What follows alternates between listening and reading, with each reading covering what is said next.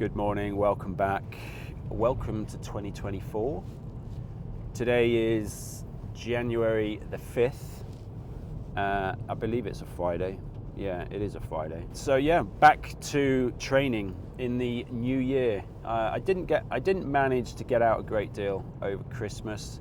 I was working over the Christmas period. Had Christmas Day off, which was nice, but I was working over the New Year period as well, which yeah, was a crazy night in A&E. I think it was a weekend, wasn't it? I can't quite remember. Yeah, anyway, so I've been working. I've not managed to get out a great deal. I got out earlier in the week, which was nice. That was a nice 9-miler. But today I've decided I want to do a little bit of a Wainwright circuit. A Wainwright. Now, amusingly, maybe not so amusingly, I was digging into the analytics of this channel of mine that I've been running, which I started over a year ago now. And it turns out around about 1% of my viewership comes from America, of all places. Now, whether or not you guys, you 1% who aren't from Great Britain, don't know much about A. Wainwright. Alfred Wainwright was a author. Now, I don't know if he was a full-time author. I have Googled it, and I should know because I did read it, but I've since forgotten. But A. Wainwright, it's a bit of a mouthful, really, isn't it? Wainwright. I keep wanting to say Wainwright. Wainwright. Wainwright. Alfred, good old Alfred, wrote and illustrated a whole series of guidebooks on walking in the Lake District. Now, of course, the vast majority of you watching this don't need to be told who he is. Yeah. But he visited or wrote about, I'm going to get this wrong now because I should remember, or I should know, is it 214 summits in the Lake District? Yeah, I should know that. Well, should I? I don't have to know everything. So yeah, he visited, let's go with 214. I'll put up in the edit actually how many it really is and whether or not I've got that right. Wainwrights, well, summits in the Lake District, which are known as the Wainwrights. He wrote this whole series of guidebooks back in the 50s and the 60s. And so now, obviously, people do love a good little bit of a thing. You know, if you're big into coming outdoors and doing the outdoors sort of thing, you visit these Wainwrights and you try and do as many as you can, if not all of them, a number of times. Many people have done them more than once. I have literally no idea how many I've done any of them, really. But yeah, so I've started to kind of like make more of a concerted effort on visiting these places, visiting the summits, you know, and incorporating them in a bit of a run, which is what we're going to do today. So rather than it just be me aimlessly running up and down fells and stuff like that, we're going to go and visit some Wainwrights, even though I have visited all of these Wainwrights, I think, but I haven't actually specifically done it, if you know what I mean. So that's what we're going to do today. We're going to incorporate that into a training run. So let me tell you what we're actually doing today, where we're going. We are headed over to Hartsop. Then from there, we're going to head up Hartsop Dod. That's a nice cheeky ascent. I've only done it once since I've moved here. Then from Hartsop Dod, we're going to head to Stony Cove. Stony Cove, we're going to drop down into the pass, which I forget the name of, and up onto Thornthwaite Crag. Up there's a really prominent cairn, which is, it's a nice cairn. They've had to put a sign on it to stop people climbing on it. I don't know how long that sign's been there. But yeah, that's a nice big cairn. And it sits really well and prominent on that summit. And then from Thornthwaite Crag, we're going to head to Mardale Ill Bell. I mean, I might change my plans at that point and go straight up to High Street. I don't know, we'll see. But the plan is to go to Mardale Ill Bell. And then I want to go and explore a new line off Mardale down into Haweswater. I want to go past Lee Tarn, but the line off Mardale Ill Bell, rather than go down to Nanfield Pass and then drop into the valley that way, I'm just going to head off a spur coming off Mardale down into Blee Water, or down next to the tarn there. There's an old quarry and some mines in that area which I want to go check out. But also, yeah, it's a line I've never taken, and last time I was down there I wanted to do it the other way round. I wanted to head up that spur, but the weather was absolutely atrocious. That was actually the day we had that huge snowstorm / dump, and I almost got stuck in Sadgill. Only just managed to get the car out. I don't have the right tyres on this car, but then, you know, we won't go into that. I won't bore you to death with that. So, yeah, that's what we're going to do. We're going to head down into Haweswater, skirt around the headland of the southern point of Haweswater, and then head towards, I'm either going to go up the first spur towards Kidsey Pike, or I'm going to go on to the next spur and go up towards Low Rise or Low Raise and do High Raise, which is a Wainwright. Yeah, High Rise. Then from High Rise, going to Rampskill Head. Then we're going to the Knot, and then from the Knot, going to Rest Dodd to Brock Crags, and then we're going to drop off Brock Crags back down into Hartsop. So that's what we're going to do today. We're going to do a Wainwright circuit with, I think I've counted off, 9 Wainwrights. That's the plan. Of course, that can change by the time we get up on the fells. The weather is looking good. It's not too windy. It's not raining at the moment. The summits are clear from what I can see.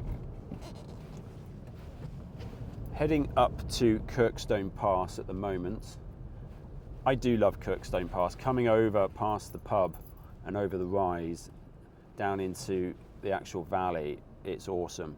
They've had it closed off at times over the last 6 months because people keep piling into the stone walls on the side of the road. So they've actually started to reinforce them with an actual barrier now, which is a shame because it does detract from the beauty of it a bit. But they have done their best to blend it in with, you know, the natural look of the valley. But yeah, people just keep piling into these stone walls. They keep having to rebuild them, and it's just annoying, basically, and dangerous, of course, for people who can't seem to drive down these roads. So they put up some barriers, and to do that, they've had to close the pass off a couple of times throughout the last 6 months, I think. So today it's open. At least I hope it is. I think it is. So yeah, we're dropping down. It's a beautiful valley. You'll see in a second when I stop banging on at you about what we're going to do today and start showing you some views. So that's the plan for today. 9 Wainwrights incorporated into a training run, around about 4,500 feet of elevation, and 10 to 11 miles. It's going to be a good day. I'm looking forward to it. Let's get this training season off to a good start. Cool. All right then. Well, yeah, I'll see you in a bit.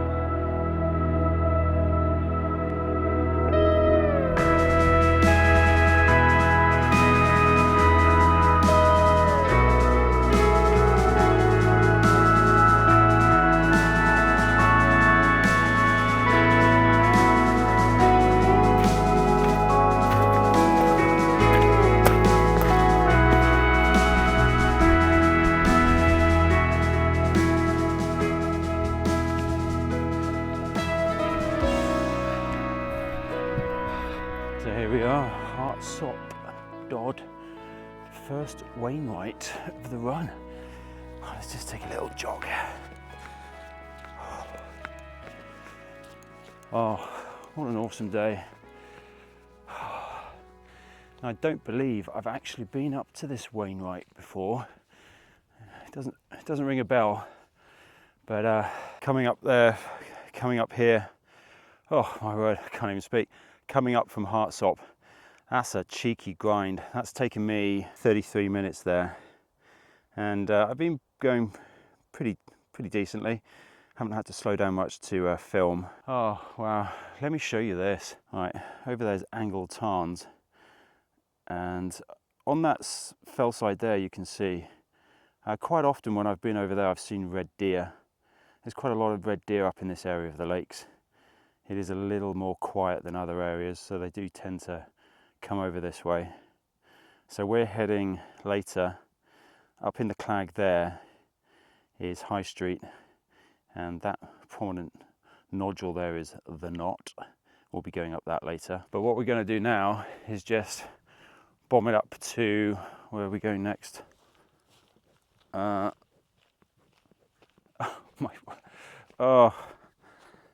hang on, I'm going to get it. Stony Cove. Yeah, right. So yeah, it's a nice bit of a jog. Oh, okay. Yeah, a bit of a down and up. As you can see, we're heading, Stony Cove's up there. Once we're up there, we're dropping off down to the left to that pass, which you can see just over there, and then we're taking the scree path up to Thornthwaite Crag. Cool, right, let's get on with this. Yeah, it's nice and mild. There's no wind to speak of at the moment. And oh yeah, maybe I'll point out as well, today's shoe of choice is the VJ IROC 3s. They got some gnarly tread there, balancing on one foot. Yeah, got some gnarly tread, and I chose these shoes mainly because, yeah, it's more kind of grassy, fell. There's obviously a bit of rocky cragginess and all that sort of shenanigans, but the majority of today's run is going to be on this grass and wet underfoot, boggy, muddy, not quite as rocky as the fells over by Scarfell and that area of the lakes. Yeah, now I've noticed as well that Innovate have brought out a new mud claw. Is it the mud claw Talon or something like that? Apparently 20 years in the making, with 8mm lugs and a rock plate and cushioning, but not too much that you don't get enough ground feel. Now they do look sexy as hell, and I would love to buy a pair because of course I have an absolute shoe fetish. However, for 130 quid, I'll probably wait until they come out in a sale, or the hype around them's kind of died off a bit and the price drops. But yeah, they do look cool. I had gone off Innovate, if I'm totally honest with you. Certain shoes, that is, not all of them. I do use mud claws. I do love mud claw, but some shoes, they just didn't have a good quality about them. But by the looks of it, they've rebranded a bit, changed the font or the logo or the design of the Innovate font. And yeah, maybe they're trying to do a bit of a rebrand because these shoes look pretty sexy. But then any shoe manufacturer is going to release something just to keep the magic alive, so to speak. So maybe that's what they're doing with this shoe. Anyway, I'm going off on a tangent about shoes. Let's get on with this run.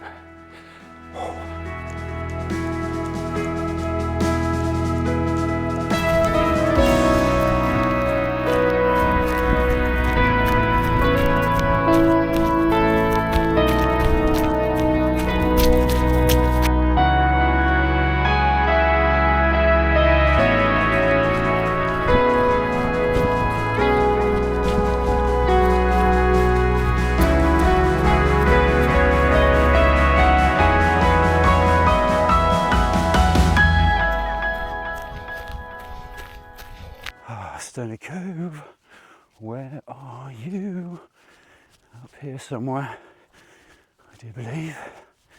I can't remember if it's a big cairn or not. It shouldn't be too far. It's up here somewhere. Should be just beyond this wall junction here on the left. Just over this rise.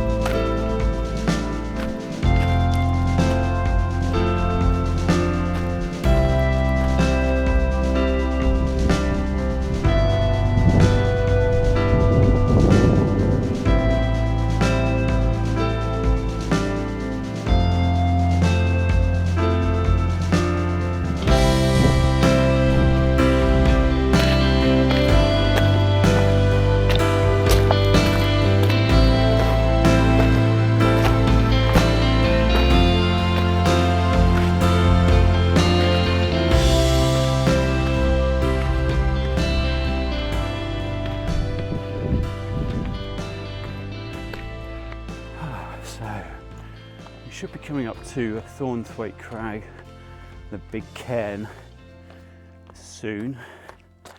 Probably just up here, about another 100 metres. Oh, and as you can see, the Crag is well and truly in. Oh, so yeah, you saw the descent down into Thornthwaite mouth was a little bit gnarly. Let's walk this last bit. Yeah, so just had to watch out there. Rock was quite slimy. There you go. In the mist, looming out of the mist, the rather prominent cairn that marks Thornthwaite Crag. Let's jog into it. So I love this cairn. It is awesome. It just sits there, prominent. Awesome view from up here when the Crag's not in. You can really see down the Kentmere Valley. Yeah, it's awesome. I believe it looks like I'm the only one up here at the moment. It's a big old thing that is, isn't it? I would love to show you where we're going next, but as obviously you can't see, so there's no point. But I think what I'm going to do is stick to the plan. Not going to head up to High Street. Going to bomb it over to Mardale Ill Bell. Take the more direct line around the top of Kentmere Valley, and then from Mardale Ill Bell we're going to try and find that line I was talking about in the car. So yeah, and it's just, so let's have a look how long we've been going. So 1 hour 30, we've done 2,631 feet of elevation, and it's just coming up to 11:30. And the cool thing is we're going to go off on a little food tangent now. I set my slow cooker to switch on at 11 o'clock. So by the time I get home, I'll have a nice, juicy, succulent sausage casserole. Oh yeah. Now, I've only just got back into using my slow cooker. Awesome. I mean, there's nothing better having finished a run like today. Obviously, I love getting back into the car, getting on dry gear, having a coffee and a cake, or flapjack, or whatever it is. That's my kind of SOP for when I finish a run. And then get home. I tend to batch cook. I have been doing a lot of batch cooking lately. I've been cooking a lot of chilies, and I mean, I've really been kicking the arse out of chili. I mean, I'll make a huge chili and I'll spend the next 10 days eating it. I'm not very imaginative, but yeah, it's full of nutrition. I am a meat eater. But yeah, let's not get into a discussion about that. Open that can of worms. But the point being is, like, I've just got back into my slow cooker, and there's nothing better than getting home knowing that you don't have to then cook. All you got to do is take the lid off your slow cooker and just eat the contents. It's just brilliant. Yeah, so that's what I'm, go home, eat the contents of my slow cooker and just chill out on the sofa. That's it. That's the plan for this evening when I get home. All right, let's find this path that's going to take us to Mardale Ill Bell. Yeah.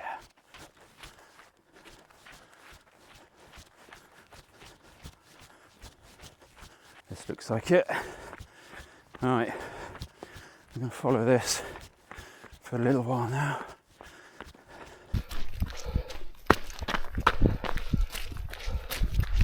So, Mardale Ill Bell is coming up here.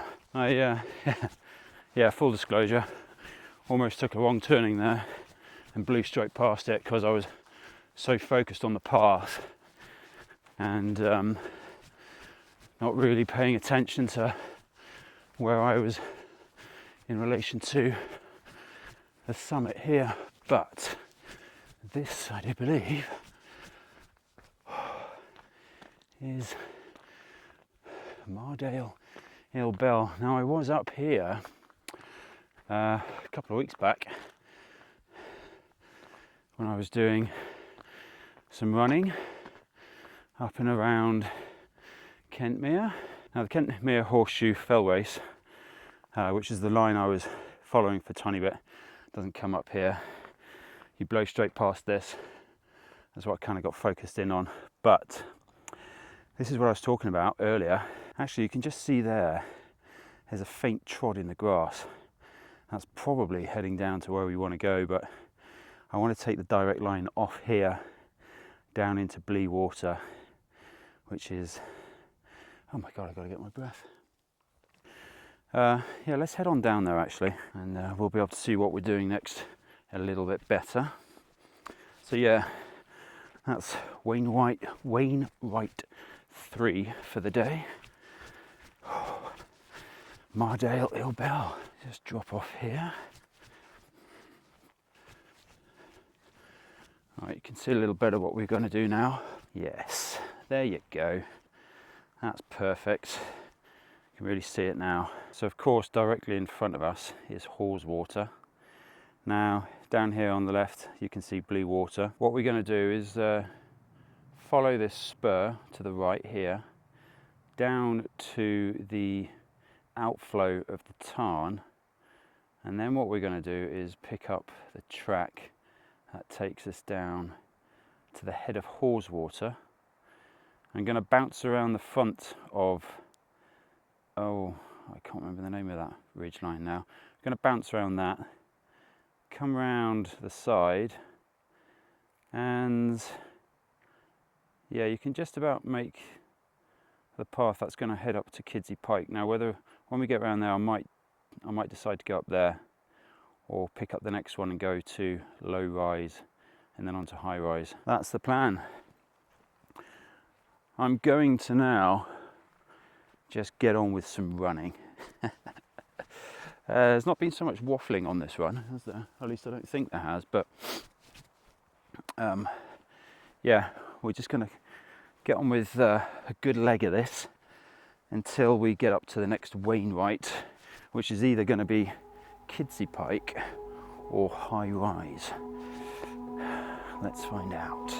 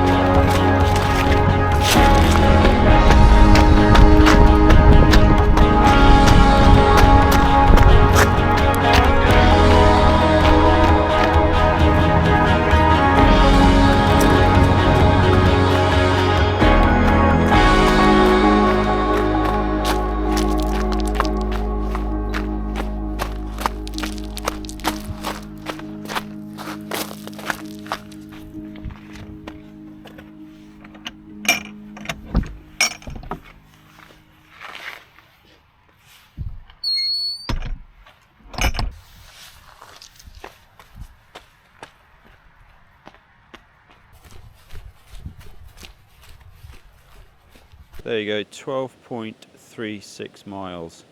So that's not too bad. I wonder if by the time we get back to the car, I would have hit 13.1. Not bad. Half marathon. Cool. Anyway, all right then. Well, oh, this is nice. Let's have a quick look at this. Not bad little waterfall.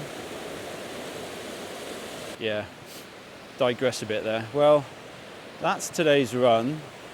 A cheeky 12 miler with a cheeky 5,000 feet of elevation, which takes my current total, I think, 8,000 feet for the week, just over.